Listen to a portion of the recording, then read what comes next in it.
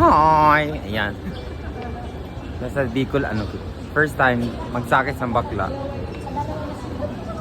Domestic.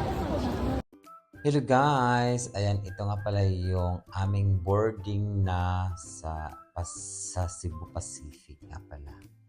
So, diba? Iba pala yung domestic flight or domestic na biyahe kasi hindi lahat inaalis yung mga sapatos katulad ng nasa international na kailangan mong alisin yung sapatos mo. Ayan yung mga sa lang talaga sila sa mga biyak.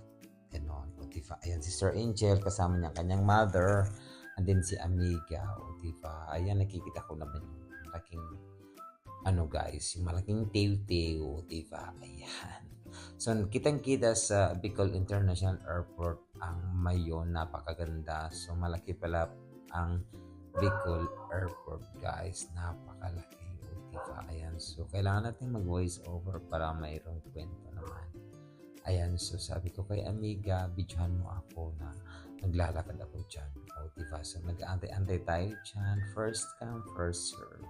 Iba din pala yung domestic guys kasi walang mag-welcome sa iyo na mga stewardess o kaya mga crew na sabihin, you are seated to wings, you are seated to the back, you are seated to A, B, C, D, E, F, ganon. So, wala lang guys. Ayan. So, antay-antay muna lang tayo kasi may naglagay dyan ng overhead baggage. Ayan. So, pagkatapos, hinanap namin na Amiga. Magkatabi nga pala kami na Amiga dyan. Of course, si Sir Angel. O, diba? Ayan. So, bago yung guys, yung aeroplano, kailangan mo na i-demonstrate nila yung mga emergency na kinakailangan para malaman natin kung in case of emergency, so safe tayo guys. O diba? Kasi kailangan natin guys maging handa or prepared tayo sa mga magaganap o kaya kung anumang emergency, at least meron tayong mga orientation. Ayan. So ayan guys, bago mag take off na kakaba dyan. Of course, after nung open na yung belt, punta tayo sa CR kasi super ihi naman ang bakla. At the same time, dance tayo. Ayan, kitang-kita mo ang kamay nilaan. Parang nasa Maynila na kami dito guys. Ang bilis lang pala ng aming biyahe, nasa 50 minutes lamang guys. So buti na lang hindi masyado maulan. Ayan, shout out sa may farm nandoon sa likuran. Ayan, so dumating na kami, naglanding na, napakaganda at safe kaming nakarating sa sa paliparan sa airport.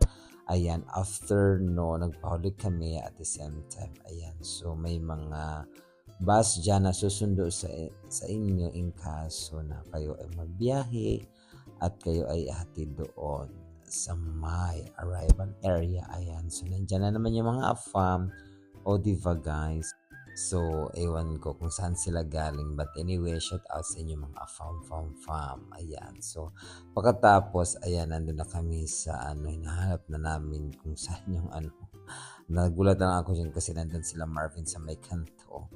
Ayan. So, umakyat muna kami kasi walang escalator o diba. So, umakyat muna kami at super dala-dala. Ayan, nandyan yung carpet ng bonggang-bongga. O diba, nakakamiss talaga guys yung mag-travel ka, especially international. Ayan, so hindi ko na nagbiro ako dyan kasi nauna na sila Sir Angel. Hinahanap ko kay ate, sinisigaw-sigawan ko siya kung nasaan na si Sir Angel.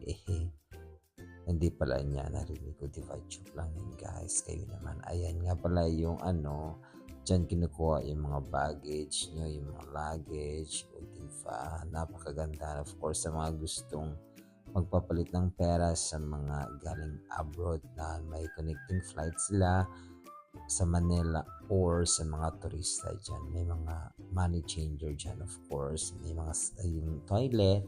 Ayan, so nandun na pala yung nanay ni Sir Angel at hinahanap namin sila. Ayan, buti nila nakita ko sila dahil nandun pa si Sir Angel sa comfort room.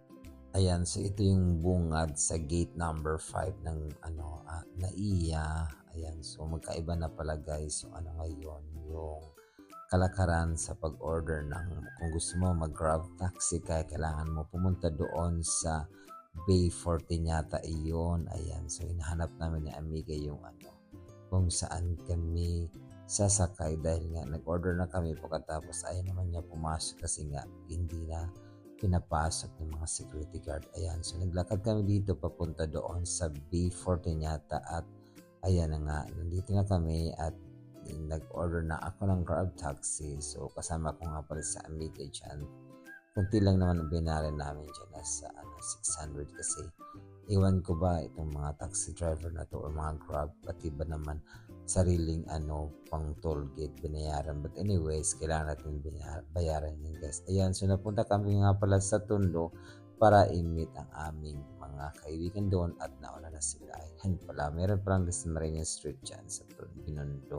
Bakit ba Tondo lagi kong sinasabi? Ayan nga pala yung Binondo Church guys. Ayan, so sa sunod na video guys, ipapakita ko sa inyo ang aming Tondo escapade and of course food trip doon at kung ano-ano ang pinagagawa namin dahil parang inikot na namin yung simbahan na yan o diba kasi nga wala kami mahanapan na place. Yan na muna guys, aking masishare sa inyo. Thank you so much for watching. Ayan, sa sunod naman po na video. Bye bye!